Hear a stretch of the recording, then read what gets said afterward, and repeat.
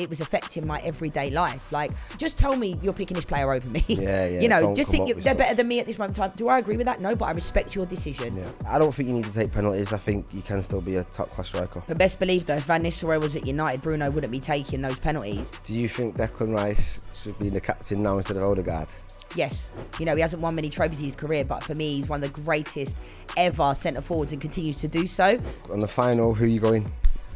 City. I've got a feeling Palace will do it. The only time I'll say that. Welcome back to Two Touch, right here on DAZN Football, where real ballers debate all the hot topics in football right now. I'm here with Danny Simpson, Premier League champion and winner, and doesn't he like to tell us all about that? And I'm side by side with someone that's never backed down from a challenge on or off the pitch, and that's my co-host, Lianne Sanderson. Right, Danny, let's get into this week's topics. First round, opening whistle. Myself and Danny are going to debate. Last week it got a little bit spicy. We agreed on a few things, didn't agree on others, so let's give it a go. Okay, Lianne, so the topic this week is, has the FA Cup lost its magic? So, I mean, for me, I won the FA Cup 5 times, right? Yeah. And I remember every single moment. I'm a bit like that when I played, and, you know, I wish I remembered stuff in school the way I remember football. But I think when you look at the FA Cup, I think it went through a period of time where it did lose its magic. When Sir Alex Ferguson, Arsene Wenger, there was a period of time where they played, you know, second, third string teams, rested the players. Then I started to think people started to not take the competition like they took it lightly. Yeah. I remember waking up on FA Cup final day back in the day, watching the build-up. You know, I know Jamie will hate me for saying this, but those suits they wore, do you know what I mean, at Wembley when Liverpool got there, like, do you know what I mean? Like, those types of moments. And I also think the reason why the magic might have gone out of it a little bit, they're playing the semi-finals at Wembley. Now, should we, personally, it was a goal to get to Wembley, right? I don't think that the semi-finals should be at Wembley. I just don't. I don't think it just loses its edge. So personally, I still think it still has its magic, as we've seen, because I think there's teams like Palace get into the final. You know, City have got there as we expected. Forest gave them a decent run, but I think playing the semi-final. I don't know what you think about that. The semis at Wembley, I agree. I think I've said it for a while now. Playing the semi-finals at Wembley, I just think is wrong.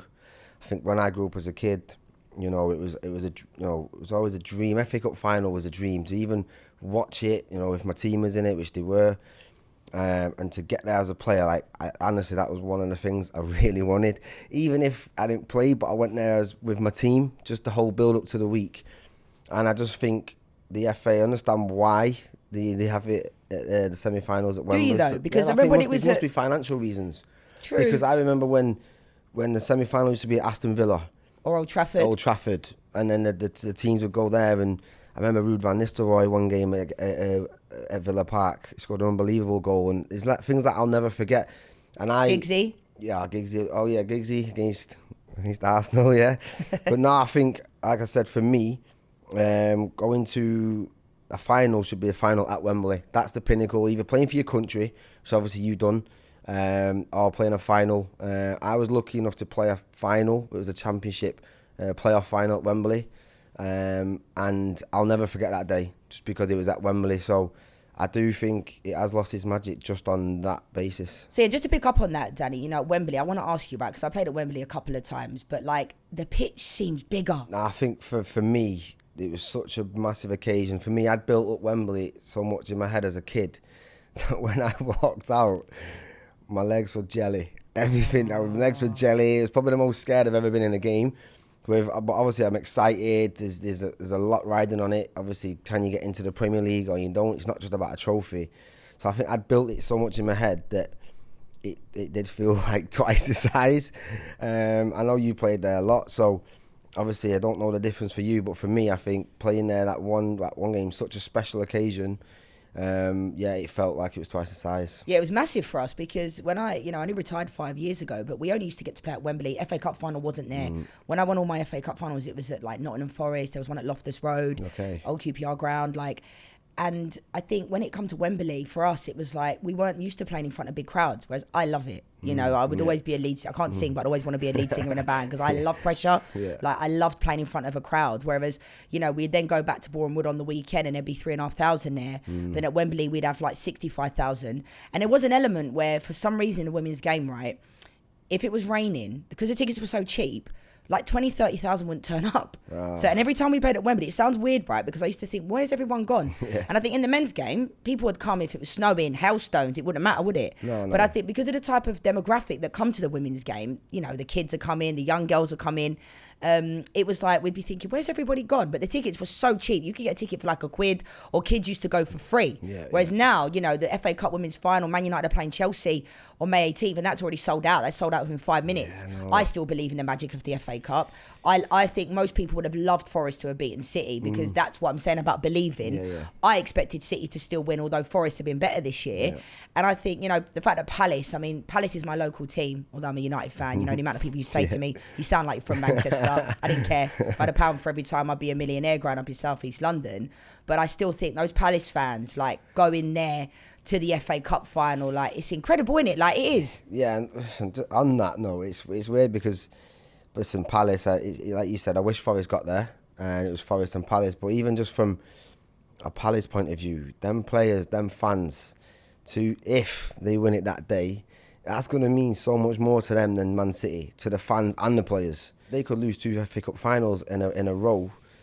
Are they bothered? I don't know. Whereas Palace going into that day, for the fans, the history of the club, yes, that is the magic of it, and that's what they all dream of. Whereas on the flip side, does it mean that much to them at the moment? A bit like Newcastle, isn't it? In the League Cup, when they played against United, you know, last year and this year, now they won it, and like, look at what it meant. And I don't agree with people saying, oh, you know, they've only won the League Cup, why they having an open bus parade. Like, let them do what they're doing. Like, let's not be the celebration police. Like, people work so hard, they follow their team everywhere, and they don't win anything, and they finally do. And like, let the fans celebrate. Listen, I was at Newcastle. I would have. Listen, they're heroes forever. I was watching and thinking, wow, did I ever get close with Newcastle? And I never did. And I wish I did, because I could see how much it meant to them. I think the closest I got was quarterfinals with Leicester against Chelsea. I think we lost in extra time to get to a final. Even just to get to a final, never mind winning it, just to be a part of that special week and day. For me, that is one thing I wish I could have had. Yeah, and Bruno Guimaraes said it was the best day of his life. You know, and that's winning the League Cup. So I still think the magic of the FA Cup is still there. I just think some managers have been a bit disrespectful to it over the years, and that's why people ask. So on the final, who are you going? City. I hope Palace. Like I said, like I used to go to watch Palace and Wimbledon when they both shared Selhurst Park, like alternate each week, and like I hope Palace, but I think City. What are you saying? I've got a feeling Palace will do it. Imagine. There's something about them this season. The players they've got, they're playing at the top of the game. They look like a team. I've got a weird feeling that it'll be 2 teams this season that have won trophies in Newcastle and Palace. It just makes our league more exciting, and you know, it's great for the league and the players and the fans. So we've debated, has the FA Cup lost its magic? You let us know. Tell us in the comments what you think. I'm looking forward to Palace versus Manchester City. Who do you think's going to win? So, Danny, round 2, here we have it, the mixed zone, where you and I are going to give our experiences of what it's like in football. But we want to talk about the fact that is loyalty dead in modern day football? You know, there's a lot of players that spent a lot of time at clubs previously, but has football changed? What do you think? I think between players, managers and fans, I think I'm veering towards it is. You're not going to keep now these young players until 10 or 15 years playing for the club. Because if you sell an academy player, you get the full profit. Like Garnacho. That's why Kobbie Mainoo's been the ones that Manchester United are being linked with the way, aren't they? I think McTominay, you know, he loved Man United. He would never have left Man United unless don't say he got forced, but as a player, we know, when you get told you're not wanted, very rarely do you think, I'm not having that, I'm going to fight. Then you go because you think, I'm never going to play. So I think from that side of it I think from a player's point of view, because of that, do you see players thinking, I want to play for this club for the next 15 years? I don't think it is. I think now it seems a bit more accepted to move to different clubs. But, I mean, you look at McTominay, that's a great example. I mean, he's about to get the best player in Serie A with Napoli. Yeah. So, you know, I think at Manchester United, he was always that player that, you know, he gave 150%.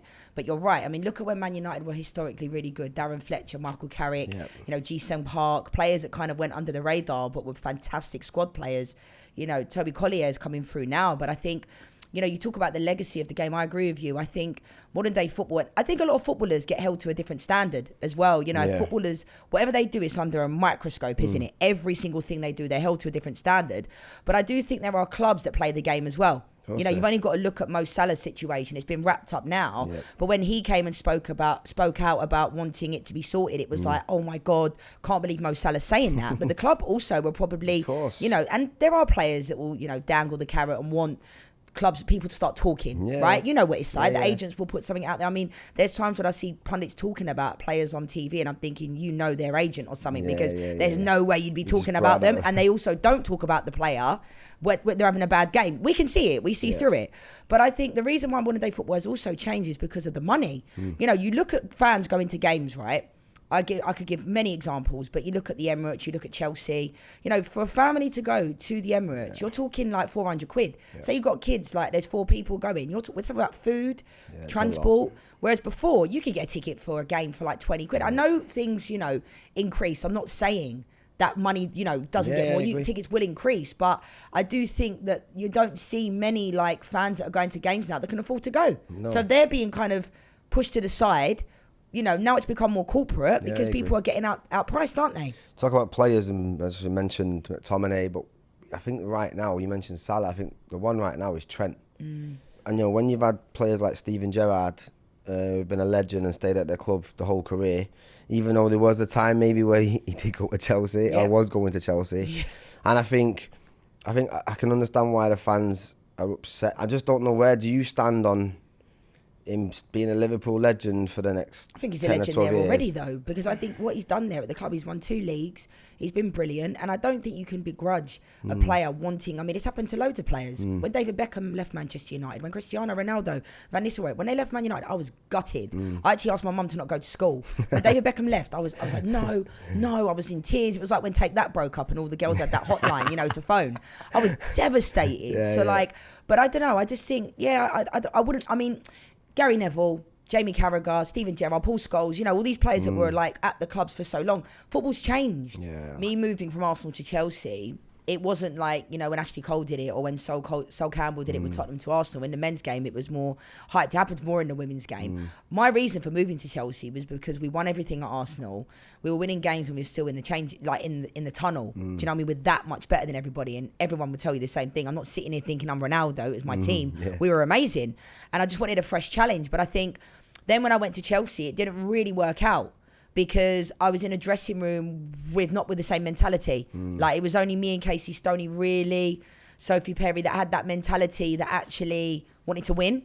And they'd be like, oh, we've lost, so where we going tonight, or where we going out for a meal? And I'm like, I'm not going nowhere. When I lost, I was nightmare. Yeah, which is good. That's why you were so successful. So, because I think men's, and if I was in a team, so if you, obviously when you moved, you didn't feel any animosity from any of the players? No. Because I feel like in the men's game, I wouldn't want my teammate to, if I was at Man United, to go, I don't know how I'd feel if he went to another team, another rival. I'd feel, I don't know, if he's been my mate, I feel like I take it quite personal. I didn't know if that's difference between the women's and men's. Interesting. I love that, because I feel like in the women's game, it's not really taken personally, because it happens so often. Right. You know, Alex Greenwood's gone from Man United to Man City. It's happened a number of times with players, and no one really says anything about it. So I want you to elaborate on that. Like, why would you take it personally? Because I don't want my best mate or one of our top players to go to a rivalry. You just mentioned there, players going, moving a lot. And they're going to make that team. You want to win a trophy. They're making them better. Why are you not staying with us? Tevez rings to me, because when he had that Welcome to Manchester sign, that was brutal. Like, that was painful. Oh, that one hurt. You know. So I to be fair though, do you know the one thing I do absolutely despise? When people see each other before games and they're ha he he, and do you know, like when you have mates on teams? Like, I played against my best mates before. We can speak leading into the game. We're not speaking. After the game, we might speak depending on how the game goes. But this whole before games, hugging, kissing, saying hello, I'm like, I agree. Roy King said it the other week about it. I don't like all that. No, I agree. And I seen that with a derby. And listen, I'm like you. I hated losing. I didn't want to speak to anyone. And, if it's full-time whistle just gone, I don't really want to speak to you right now. Like, that's just... Let alone swap shirts. Yeah, that's the last swap thing. shirt, hugging, doing all this, like having a little chat under arm. Like, just do it in, like, get in the dressing room, speak to the gaffer, shower, and then do it when it's settled down. So that is something I'm very keen on that, but because I wouldn't be able to. And again, if it was one of my teammates who went to a rival, it hit me for a while, and I probably want to speak to him for a bit. I was at Leicester and I was going to go to Forest, and they're not massive rivals. I remember you saying, but it was in the back of my mind. Will that kill what I did at Leicester? So that's the loyalty. This comes back to the loyalty that you had. You know what I mean? Like how football has changed, but it comes back to that because I'm sure Leicester fans will love the fact that you thought about them, because I don't think many players now think about that. I don't. I think they think about the money, which I also understand, but this whole, I need to provide for my family for the rest of their lives. Like, on 100 grand a week, you can't do that. 350 is a lot more money, but you're telling me if I can't provide for my family on 100 grand a week, I'm doing something wrong. Do you know what I mean? Yeah, I know. But now when I look back, I probably should have gone. At the time, I know they won't want to hear it, but at the time, there was that loyalty. Leicester was like my home. When I left Leicester, I couldn't watch Leicester for a while because it pained me to watch them because it was home. Yeah, it was home. Then I didn't want to like upset my home by going there. But now the way things panned out after that, obviously in hindsight, I think maybe the fans would have been okay with that, and maybe things would have been different. But well done for being loyal. Yeah. Let us know what you guys think at home in the comments. Is loyalty dead in football? So, Danny, this is round 3. Red card. We used a few of them last week. So, red card, if we disagree, we'll go to VAR if we're undecided, and we'll give it a tap in if we think it's a shoe-in. Winning the Ballon d'Or without a World Cup or a Champions League doesn't count. 3, 2, 1. There are players that can be successful individually that might not be part of a team that has been successful. Look at Harry Kane. Yep. He hasn't won many trophies in his career, but for me, he's one of the greatest ever centre forwards and continues to do so. So I do think in cumbersome with a trophy, but I don't think it should be based on if you win the Champions League, if you win the league. You look at Mohamed Salah and what he's doing and the way he's performing. I think you should win your domestic trophy, domestic league, but I don't think... Listen, so imagine Mo Salah goes all the way to a final, and because he didn't win the Champions League means that he shouldn't be rewarded for the Ballon d'Or. But ultimately, it could have been that his defender might have made a mistake. Yeah. And just because he didn't, or someone missed a penalty. So no, I disagree with that. Premier League should scrap VAR completely, not just fix it, bin it. 3, 2, 1. Ironically, I'll let you go first. We both went to VAR for a VAR question. Go on, Danny. Yeah, no, there's parts of VAR that I think we should keep, and I think we should scrap. But for me, the biggest one that gets to me is the tackles. Slowing down a tackle, I disagree with that. Listen, just make your decision. Everything looks worse when we slow it down. Yeah, I mean, I think personally it comes from a place where the people that are doing the VAR don't know what they're doing. And that's ultimately what it is. I think the semi-automated offside, I'm okay with that. I don't like it, though, when it's like a finger or an armpit. Yeah. I don't like that. No. I like goal line technology. I think that's worked fantastically well. But I think the problem is now referees are too scared to make decisions. We saw in that game, Man United-Leicester, when Harry Maguire actually scored, it was actually miles offside. It was in the FA Cup. They weren't using VAR. And it was miles offside, and everyone was talking about, pundits were talking about that weekend, we need VAR back. I don't like the fact that every single time there's games on, we don't talk about analysing the game now. We're analysing the referees and the VAR, and it's become the number one topic, and I don't like that. You can't be a world-class striker if you don't take penalties. 3, 2, 1. I mean, I'm torn on this one because I would never let anyone else take a pen other than myself. When I was always wanting to be first penalty taker. Even when we won the bronze medal in 2015, I won the penalty. Farah was our penalty taker. I said, "Do you want it?" She said, "Yeah." I let her take it, obviously. But I do think it's strange when you see, Jordan Pickford being like the third. He's a great penalty taker, but there's no way if I'm a centre forward, I'm allowing a goalkeeper to take the penalty before me. Like you said, look at Andy Cole. He didn't take penalties, and he scored... What was he, second on the list in the Premier League? Of all time. That doesn't mean he weren't a world-class striker. He was. Yes, if he took them. And the fact is now is you get you know, the record now, if I was a striker, I'm taking penalties because you get more penalties now because of VAR, etc. So now sometimes people don't look at your record and it doesn't say 30 goals plus 9 penalties. It's just 39 goals. So, yeah, I don't think you need to take penalties. I think you can still be a top-class striker. But best believe, though, if Van Nistelrooy was at United, Bruno wouldn't be taking those penalties. And that's because Bruno is a world-class striker, in my opinion. But Andy Cole was equally as well. And Wazza sometimes didn't take them. True. Winning the Conference League is better than finishing 4th in the Premier League. 3, 2, 1. I mean, if you ask West Ham fans, most of them got tattoos when they won the Conference League, and I completely get it.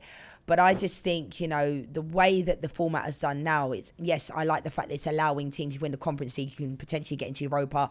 If you win the Europa League, you get into the Champions League. I like that. But I think making the top 4 now in the Premier League is so difficult to do. Yeah, like I said, for me, it depends who you ask. I think you ask a top 6, or as we call the top 6 clubs, would you prefer to win the Conference League or finish 4th?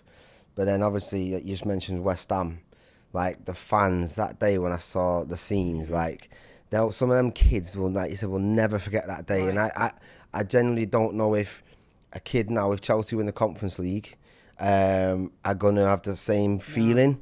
So I just think it depends who you ask. Which team they are as well, I agree. Yeah, I think so. It just comes down to that. So that's why I was a bit VAR. Footballers shouldn't be captains unless they've been at a club for at least 3 years. 3, 2, 1. Oh, we agree on this one. Wow, for once. Go on, you go first. Obviously, I played, and I've had players that have come in on day one, and they've just straight away they've just become a leader. Whether that's the way they conduct themselves around the training ground, the extras they do, just watching someone, the way they live, the way they eat, but then just on a pitch, they make you feel safe. And I don't think you have needed to be someone that's been there for years to make other people around you feel like that. And there's also an element of players come in and they take on this role where they help people around the club as well. So I think all them elements, it's natural to some people. I don't think you need to have been there for years. Yeah, I agree with you. I mean, it wasn't until I went to America that I was actually made a captain. And I always felt like I possessed a lot of good traits to be a captain. I can see that. With regards to, I love my teammates and the feeling. I think that when the manager used to choose the captain, it would be like a completely different player that was chosen as opposed to what we would choose. When we chose, it was like that person. So yeah, I agree. Like with you, I think if you can feel it. When you come into a dressing room or when someone comes in, you can just feel that aura and that energy. And I don't think you have to be at the club. I think you'll go on to be at the club for a long period of time. Do you think Declan Rice should be the captain now instead of Odegaard? Yes. Yeah. But I don't think it's aggressive enough to be able to change it during the season. No. Yeah. I still think that'll be under the 3 years. Yeah. I think Declan Rice and Jude Bellingham should be the next England captain. Yeah. One of those two. Mbappe is 26 with 0 Champions League titles and 0 Ballon d'Ors. He is overrated. 3, 2, 1. I'm going first on this one because I love Mbappe. And, you know, when I watched the final when I was in Doha and in Qatar for that final, he scored a hat-trick in the World Cup final and no one talks about it because it was Messi's World Cup, which I completely understand. But I think, you know, there's this ability where people talk about toxicity when he was at PSG, you know, when Neymar, Messi was there. I love Mbappe. I understand where people are coming from. And I think for him it goes back to the question we had before, you know, do you have to win things to be a great? Potentially, but I think he is top. Yeah, I went VAR because for me, I do feel like you have to win things to be great. And listen, he's one of the best players I've ever seen. But I just do think that I just want him to just get some trophies in his hand. Like him going to Real Madrid this year and them not winning the Champions League. Yeah, and listen, we felt the same about Harry Kane. So what I'm saying is I understand from both sides of the coin with people that have won loads of things, people that haven't, but normally that's when they're playing for a Leicester team. You're now playing for the top team. So I need you to go and win something because you're playing for one of the best teams in Europe. Leicester won't make it back into the Premier League next year. 3, that is 2, horrible. 1. Leicester fans not going to grab me. Do you go first, former Leicester player? Do you know what it is? If we're here about being honest, and this is why we're here, I just think right now you can't say that's a given. I think it's disrespectful to the other teams. I think the Championship's getting harder. And I think they were losing Jamie Vardy. What does that club look like not having him there? And we've not with for 13 years now. You know, what players are going to leave, what players are going to come in, the recruitment, and we don't know who the manager's going to be yet. So I just think with all these little factors, until I see pre-season, I can't say, as much as I want that to happen, I can't say it is going to happen. Yeah, it's a difficult one, really, when you look at Leeds and Burnley coming back up and still to be determined, obviously, the next team as well through the playoffs. But I think you look at this Leicester side, it's a hard one to call, isn't it? Because Van Nistelrooy going in there, when he was at United, you know, he's in his suit, his feet, you know what managers look like, and you can see the stress. I don't think it's all down to Van Nistelrooy, because you look at even when you were there, Danny, it's like the amount of players Leicester have sold over the years, you know, Maddison, Fofana, the list could go on. And Jamie Vardy leaving, I think, is major. So I'm indecisive. I can see them going up, but I can equally see them not as well. So that's it for the red card round. Leave your comments below. Come and play with us, and we'll have to get you involved. Round 4, the hat trick. Myself and Danny are going to deep dive into some untold stories from our careers. So, Lianne, what's the craziest thing a manager has ever said to you before, during, and after a game? Do you know what, Danny? A lot of managers, I feel like over time, have got me completely wrong. And it wasn't until I worked under Emma Hayes or worked in America, played in America, that I felt like they understood me. Yeah. I actually was coming on. I was wearing that shirt, actually, in 2009 in the Euros in Finland. And I was coming on. We were getting battered by Germany again. And I remember the coach said to me, "This is for all the dirty looks you've given me during this tournament." Wow. I'd never given her any dirty looks during that tournament at all. And I was very young coming into that game. I was like, you know, I think at the time we were like 6-1 down or something like that. And I remember thinking that really hurt my feelings. And I don't think a lot of managers realise how sensitive I am. And it's not even being sensitive. Like, who says that to a player? No. I think from my end, I think the manager is Claudio Ranieri, and we just lost actually to Arsenal 2-1. Obviously trying to go for the league, and I'd got sent off. So obviously I'm in the dressing room. We just got beat 2-1. I think Welbeck scored the winner. I'm thinking we've lost the league title because of me, and I'll never forget this. And all the lads say the same. He came in, and normally you get shouted at or something, and he just said to all the lads, "You're having a week off. Have a week off. Go and do what you need to do. So, like, we're not coming in training. We're not doing this. We're not going to have runners. We're not going to do this. Go and clear your mind." I'll never forget what he said. Go and clear your mind. And we all went to Dubai. Amazing. For a week. And I'll just never forget that moment as a manager, because that wasn't the plan. But that, just the way he did that was something I'll never forget. I think that was brilliant from Ranieri. And I've had some good coaches that have known how to manage situations, because you don't need to be told as a player when you've not performed, when you've made a mistake. You would know. You don't get to this point by luck. You know when you've had a bad game. You know when you've played well. And I think the best managers for me and coaches have communicated well. I think in the women's game for so many years, the communication was so poor, Danny. Honestly, they used to give you lip service. I had a manager at England that used to go around and say, like, "You're going to play in the second game of the Cyprus Cup, and you're going to play in the first game." So I'm thinking, well, they just told me I'm not playing. Do you know what I mean? Like, too much talking. There was a lot of talking in the women's game, but not communication between the player and the manager. Do you know what I mean? Did you ever go up to a manager and say, "This is how I feel," or "This is, you're speaking to me in a certain way, but that doesn't get the best out of me"? Have you ever gone and done that? And it backfired, because it then saw me as a troublemaker. The situation I had with England before, when I said, I can't do this like this anymore, and they said, "Pack your bags and go." That same manager that said to me, "This is for all the dirty looks you've given me." And then, like, that was a hard time for me, because it was affecting my everyday life. Like, I was still in school then when I was playing for England, and when I turned pro when I was 14 at Arsenal. So there was times where I was still doing, normal, regular things, and it was impacting my mental health. And I had no confidence. You know me, I'm a pretty confident person. But the manager, I always allowed a coach or a manager to determine it was my validation, when actually one manager might not like you, but the other one might think you're the greatest thing since sliced bread. And I found that in a lot of coaches, like, never really understood me. I don't need to be understood. They never let me be me. And it wasn't until I moved to America. When I was at Arsenal originally, Vic Akers was incredible to me, and all my teammates were. But other than that, I felt like it wasn't until I moved to America that I felt like I was embraced as an individual a lot more. So you don't think them bad experiences, you learned from it and made you stronger? No, I don't, because I think it was so nasty and it was not nice. Yeah. I'm happy. You can tell me whatever you want to tell me, right? Like, if you don't think I'm at the races, you don't think I need to get quicker and all those stuff. But then they would say things.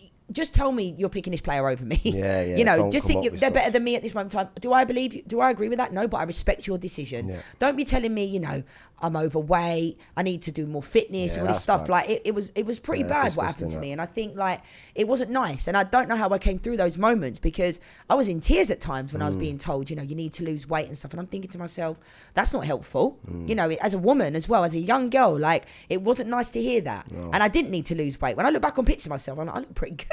No, listen, I'm like, I'm shocked to hear that. So well done for getting through it, because no one should ever hear anything like that. No, thanks. And I think as well, like in the women's game, thankfully, there's a lot of coaches and managers that really didn't treat us very nicely that are no longer in the women's game anymore. Some are, but at the same time, like they've been weeded out, because you can't, you know. And then on the other hand, I do think there's an element where players can't be told anything anymore. So there's a balance, you know, like managers now are so scared in the women's game to say anything, because, you know, the players can take it in the wrong way. Yeah, and I think that's the same with the men's as well now as well. I think it's now the way managers speak to players now compared to back in the day. Some managers now, you know, when you say you lost the dressing room, you know, you've got to be very careful now how you speak to certain players, because that could be a popular player and it could, you know, it can spread through the group. So I do think that's, it's a bit of the same in both then. As an ex-male player, like, do you see visibly when you're watching teams, you're like, he's lost the dressing room there? Do you visibly see it? Because I sometimes see it, but I think, I've not played in the men's game, but do you see it? I hate when people say, they've lost the dressing room, but I've had an experience of that, and I think, and it's wrong, but Claude Puel at Leicester, he lost us. Why? From day one, because you can tell when a manager walks in, people say this to me a lot, like, you can tell whether they've got it or not from day one. We knew from day one. Yeah. He just didn't, there was no communication, there was no bond, there was no relationship, it was so disconnected. So it was, honestly, it was one of the weirdest situations I've ever been in, because I never thought I would end up in that situation, but I see it now, and I think it happens a lot more now, and there was different reasons now than maybe other teams, but like I said, I have gone through that where us as players have been like, feel so disconnected from this man who's trying to lead us. He's like, you're a leader, come on, you're supposed to be the guy we look up to, and it just wasn't there, and I think the club and the players knew it from the go. I've also had it on a flip side as well, though, when we've had managers and we've not liked their tactics. I think this happens more in the women's game, where like players, we come together a lot more when the manager, we don't like what they're doing or the tactics. It seems like we seem to build more bond with that, whereas it seems like in the men's game, you think to yourself, is that player actually not playing to their levels because they want this manager to be gone? Because you see when managers go, the players then all of a sudden turn it on, and I'm thinking, no, I can't come from a place where I believe like Aubameyang was playing for a contract at Arsenal. Do you know what I mean? Ozil turned it on when he was playing for a new contract. And those are two players that I really liked, but I'm like, no, I can't. Because I played for coaches that made me feel terrible, but I always played for myself. Do you know what I mean? I had that pride, I had that level of ability. I wouldn't go out there and throw my toys at the pram and be like, as much as I wanted to, when that manager said to me, this is for all the dirty looks, I wanted to go out there and, you know, like, and walk around the pitch because she made me feel terrible. Yeah, listen, I know, like, we had the late Craig Shakespeare who didn't really want the job, but he ended up taking the job. One of the best coaches I've ever had, best human beings I've ever had, but we just wanted to do so well for him. Like, literally, you know, I think it was Seville, the Seville game and the knockout stage phases, and it was the Atletico Madrid, and we just wanted it for him because of what we went through. And then when we started the next season and it started really poorly, and we could feel like, lads, if we lose this game, he's going to end up getting a sack. And he never wanted the job, but we still want him part of the club. And unfortunately, we just went on a bad run and he lost his job. But, you know, we were trying to win so much for him just because of our connection with him. So here we are, round 5, final whistle. We're going to get stuck into a lot of hot topics that have been making the headlines this week. So, Lianne, Arsenal women in the Champions League final. How do you think the squad are feeling? Yeah, I mean, it's an incredible achievement. You know, people always say to me, I sound like a stuck record, but we won it in 2007. That is still my greatest moment ever. I remember the final whistle when it happened, and no other English team, Chelsea have made the final previously, but no other English team have ever won the Women's Champions League since we won it. And people say to me, you know, it's that when Alan Shearer's record got taken over, he was a bit, you know, he was like, I don't know if I want to take, like, I want an English team Yes. to take it over. It's been 18 years. And that doesn't take anything away from me being a Champions League winner because someone else wins it. But the fact that it's my former club, like obviously I'm a Man United men's fan, but the Arsenal women are my team. Yeah. And the fact that I'm going to be there as well in Lisbon with DAZN, you know, and Arsenal playing Barcelona. And I was part of the team in 2007 that won it. Like, that to me is emotional. Do you know what I mean? It'll be an emotional day because I hope they can win it. We were the underdogs when we got to the final. Like, we knew Umeya already had booked a party. We know they had limousines waiting outside Bournemouth. Yeah. Like, we knew. But, you know, anything can happen. You know what it's like? Getting to the final is all that matters. But what that club has done from the get-go with Vic Akers, David Dean, has been incrediable. And do you think that that's going to give people a lot of hope as well and other teams in the game? Because I believe Barcelona and Lyon, they've won it in the last 12 seasons. Am I right in saying that? So that'll give other clubs opportunities to think, wow, if they can do it, then so could we. Definitely. And I think the way Arsenal played in Lyon last weekend, they won 4-1. They lost the first game at home at the Emirates 2-1. And in my eyes, I was like, Lyon are just far superior. But I think when you go into these types of games, you know, I don't know if you've ever played against teams where you have to play at your maximum and you have to hope they're all on a bad day. Taking nothing away from Arsenal's performance, but Lyon were poor. And Arsenal just completely high pressed, completely like annihilated Lyon. And that doesn't, you know, Lyon haven't lost a game since the Champions League final last year in like their league, in the Champions League. So it was always going to be a tall order. But I think the fact that Arsenal were there, and I tell you what, there's a lot of bad stories in the women's game about clubs not doing this and that, and it continues to happen. And it's happened this week, you know, with Wolves and Hull and those types of things. But one thing I will say, that club has always backed the women's team from when I was there, from the get-go. And like the fact that, like, you know, our pictures outside the Emirates with the Invincibles, like, they have always loved us, the men's fans, the men have, and it's always been a great relationship. So I love the fact that they're going to take a lot of fans as well to Lisbon. They'll definitely do that. And Barcelona, I mean, anything can happen, but I do think Barcelona are far superior. So Alessia Russo, we need her to come through. She's doing well, isn't she? She's got a load of goals this season. Yeah, she is doing well. And I think, I don't know if you've ever been in a position where you've known they brought in someone else to take your space, to take your place, right? Because Alessia Russo got brought in for Man United and Stina Blackstenius was there. And what Jonas Seidover was doing is he was flip-flopping them. When actually, like, what you paying all that money for Alessia Russo for if you're going to keep putting her on the bench? Now the manager's changed. Renee Segers has gone in there. Kelly Smith's working with her. Alessia Russo's a top player anyway, but I think this year she's brought this nastiness to her game, which I like. Do you know what I mean by that? I don't mean tackling and all that. I mean just like, you know what I mean? Like that little oomph. I don't in know the eyes. I can see it in her eyes, like it. against Real Madrid. And I think they'll definitely need Alessia Russo to be on her game in that final. But they're there. That's all I really care about. I'm going to be there. We're going to be there. And I'm buzzing. Come on, Arsenal, then. Come on. The only time I'll say that. So, Danny, big one. Is Lamine Yamal the most naturally gifted player that we've seen since Lionel Messi? I would say 100% yes. I think we've had a lot of young kids come through. You know, we speak a lot about, you know, the ability of like the Sanchos, etc. that come through. But, you know, I think you got to put Saka up there. But for him, as a 17-year-old, we've seen him for Spain in the Euros. But I think nothing phases him. The way he manipulates the ball, his balance. Yes, it's all left foot. He sees things like he was playing passes, and I was like, I couldn't even see that from the TV, you know. And normally we can see more, can't we, when we're watching games from upstairs, and it's easy to say, oh, how have you not found him? But I think the way he manipulates the ball, there's a confidence of him. I just think he's just a special talent, and I think sometimes you just got to look at someone and you know straight away. I think you said it before. You know straight away that they're special, and I just hope that we don't pull that out of him. Well, he's just natural, isn't he? I mean, when he's got the ball at his feet, I agree with what you're saying about Saka, but I think they're so different in the way that Saka has that ability to, you know, to use his pace and his ability and trickery. Lamine Yamal, I think, he just sees things. Like you mentioned that pass, he sees things that other people don't see. And to be doing that at 17 years old is incredible. And you're right, like nothing really phases him. Like he seems to have a really good family unit. I love seeing his little brother with him all the time. Do you know what I mean? Like I love all that type of stuff. And I think hopefully like it won't be too much hype for him and too much pressure, because we've seen that happen before. But I think at a club like Barcelona, they know how to manage and handle young talent, as we know.